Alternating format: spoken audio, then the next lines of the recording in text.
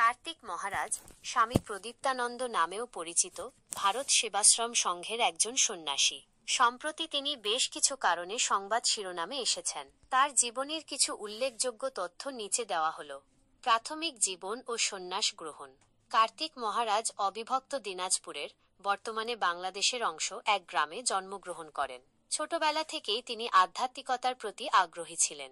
মাত্র 17 বছর বয়সে তিনি সন্ন্যাস গ্রহণের সিদ্ধান্ত নেন, যা তার পরিবারের জন্য একটি বড় ধাক্কা ছিল, কারণ তারা চেয়েছিলেন তিনি পড়াশোনা চালিয়ে যান। তবে একজন সাধুর দ্বারা অনুপ্রাণিত হয়ে তিনি এই পথ বেছে নেন। 1980-এর দশকের প্রথম দিকে তিনি ভারত সেবাশ্রম সংঘে যোগদান করেন। সমাজসেবা ও শিক্ষা প্রসারে ভূমিকা। সন্ন্যাসী জীবন শুরু করার পর কার্তিক মহারাজ মুর্শিদাবাদের বেলডাঙ্গায় আসেন এবং সেখানে ভারত সেবাশ্রম সংঘের একটি শাখা স্থাপন করেন। বেলডাঙ্গায় তিনি আদিবাসী মেয়েদের জন্য হাইস্কুল এবং প্রাথমিক বিদ্যালয় প্রতিষ্ঠা করেন। ধীরে ধীরে সরকারি সহায়তায় বেলডাঙ্গায় প্রায় 12টি বিদ্যালয় গড়ে ওঠে, যেখানে প্রায় 3000 ছাত্রছাত্রী পড়াশোনা করে।